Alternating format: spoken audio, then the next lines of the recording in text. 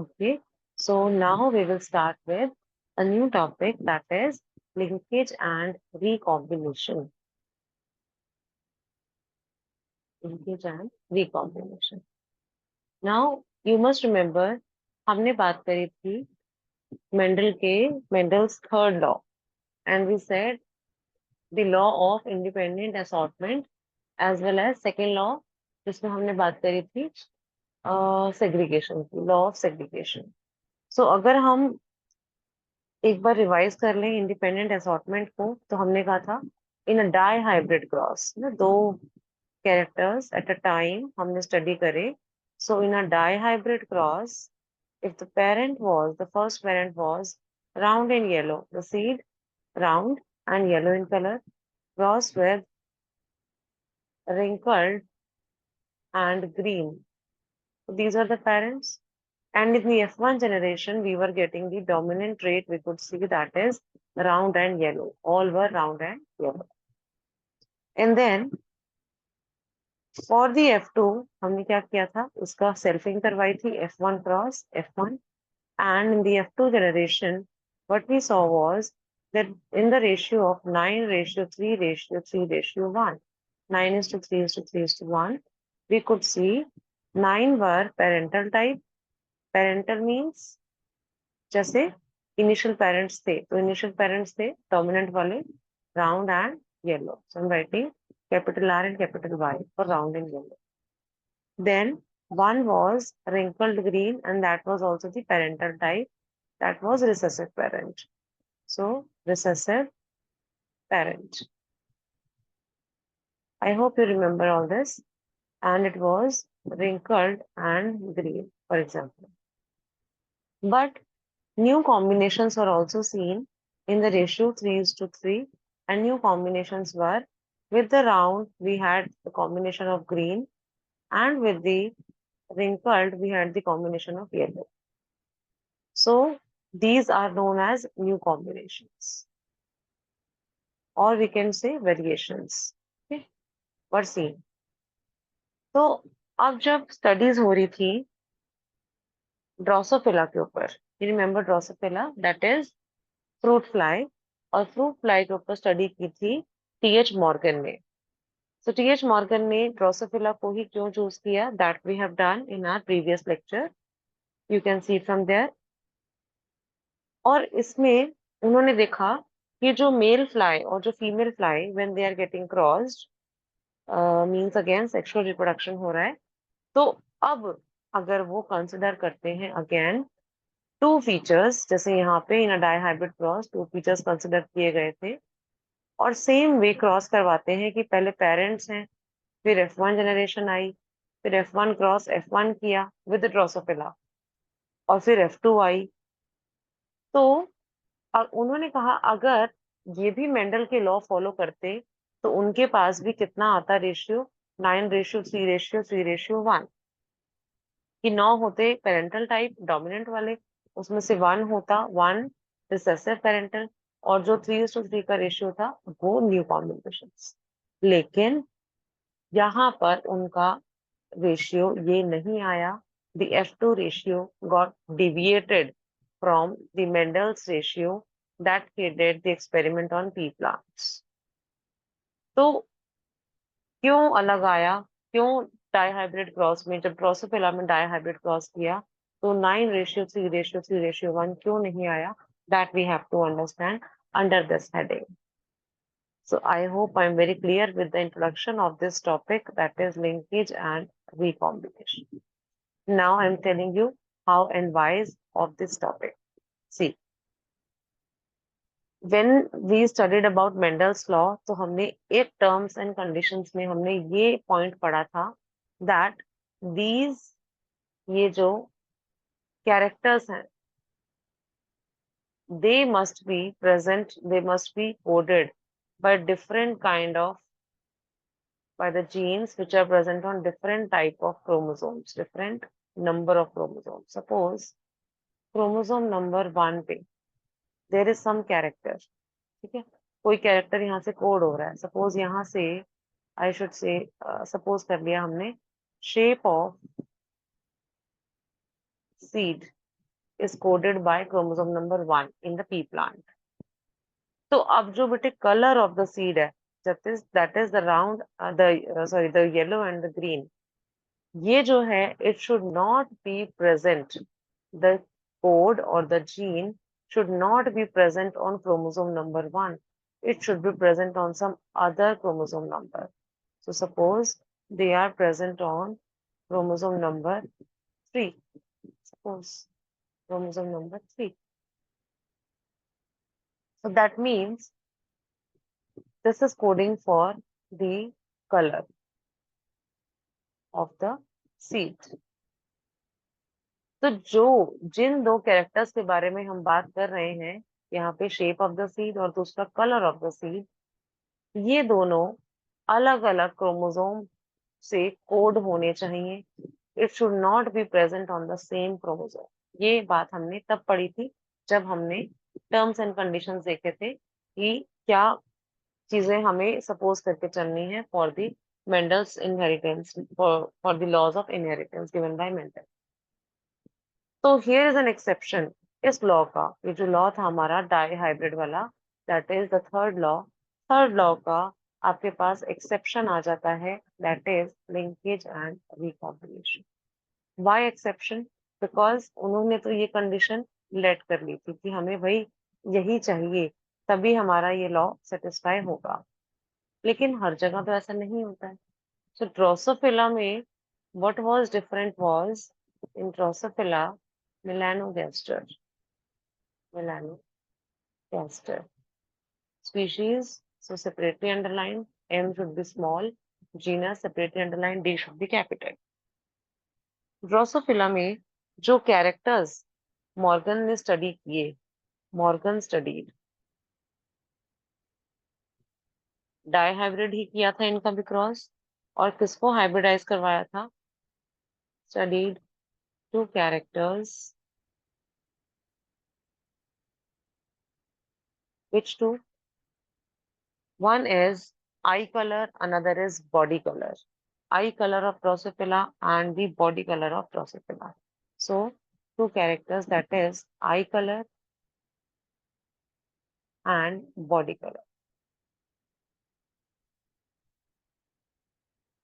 Now, these two, eye color and body color, both of these characters were coded by the same chromosome. Means the same chromosome, suppose this is a chromosome, another homologous pair is this. So the same chromosome, suppose this is chromosome number 4, suppose. So chromosome number 4 is having the code or the genotype for the eye color. Also, that same chromosome is having the another gene or the genotype for the body color. So these kinds of characters which are present on the same chromosomes or the genes they are coding are present on the same chromosomes, these kind of genes are known as linked genes. क्या बोलते हैं हम इसको?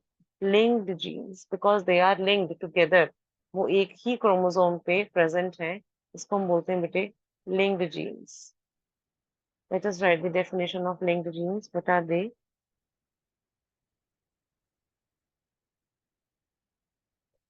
When the genes coding for different characters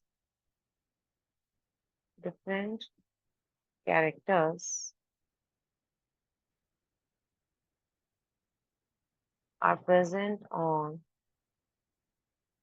the same chromosome, they are known as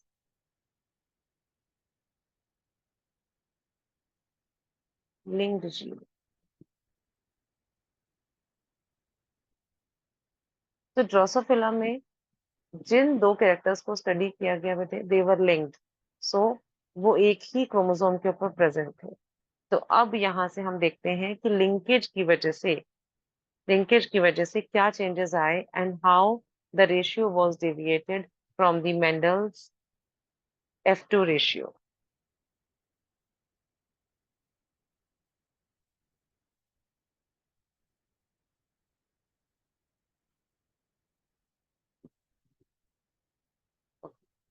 अब हम देखते हैं cross क्या करना है। इन्होंने एक ली yellow body, yellow body and white eye, white eye वाली Drosophila. So parent is, this is one parent crossed with brown body and red eye वाली ड्रोसोफिला के साथ। So one was male, another was female. Which one was male? It is white wali was female and red eye wala was male. So this is male and this is female. So these were the parents.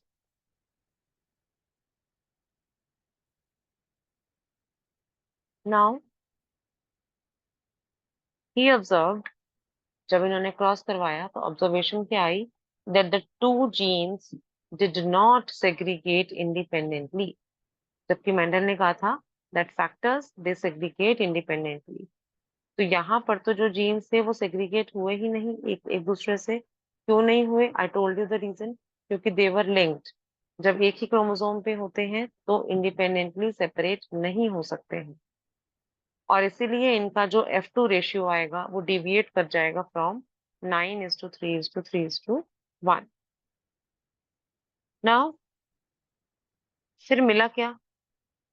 एक चीज, cross start करने से पहले एक चीज और मैं आपको यहाँ पर बताऊंगी कि वो कितने ज्यादा पास में है, the characters which are present on the chromosome वो कितने पास में है।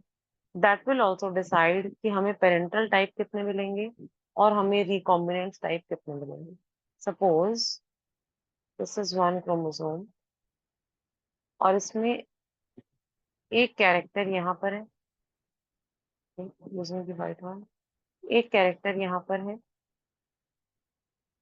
मीन्स जीन इज प्रेजेंट, जो कि कोड कोड कर रहा है फॉर सम कैरेक्टर, और जो दूसरा कैरेक्टर कोड हो रहा है वो यहाँ पर है, हियर।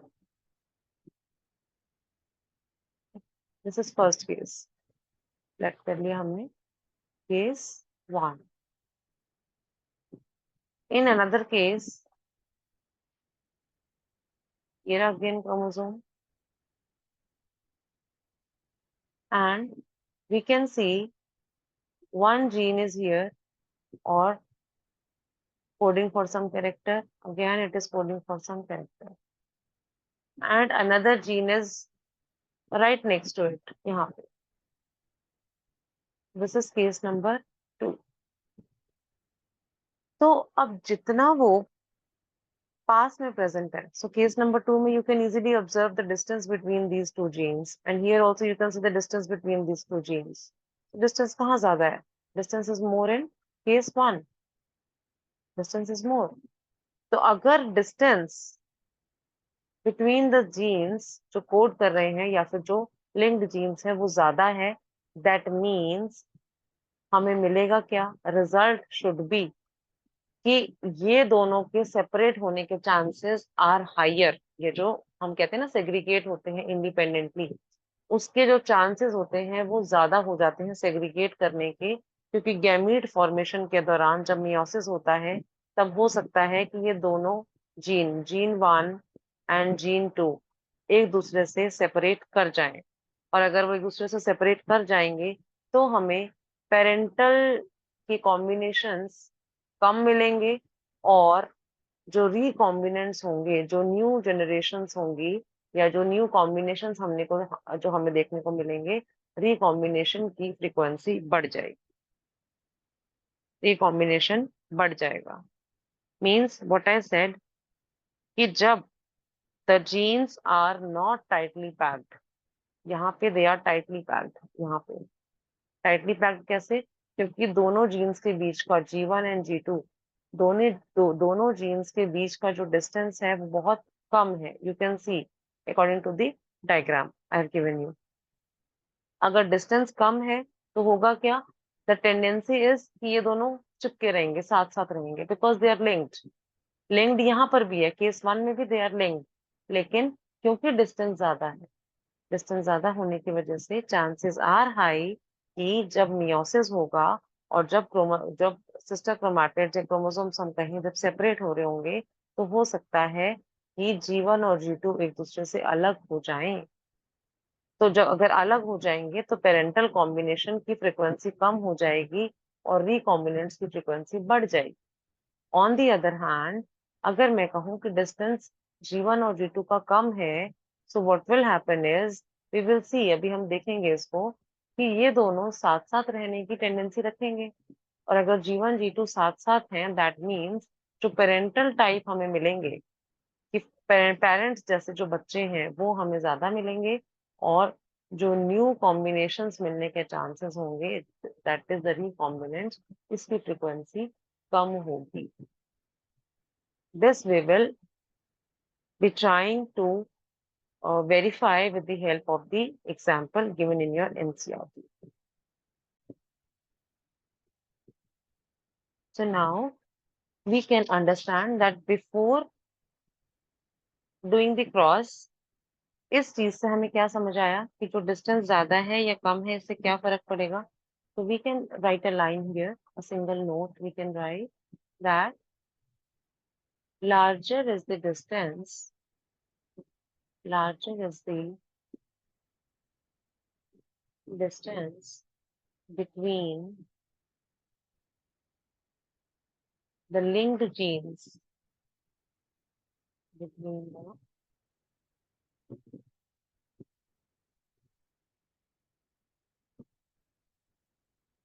लिंक्ड जीन्स, होगा क्या, डिस्टेंस ज्यादा होने की वजह से रिकॉम्बिनेशन की फ्रीक्वेंसी भी बढ़ जाएगी। So larger is the distance between the linked genes, larger is the frequency of recombinants, or we can also say non-parental type. Recombinants are also known as non-parental, जो फीचर्स हमें parents में देखने को नहीं मिल रहे, non-parental type and lesser is the parental type.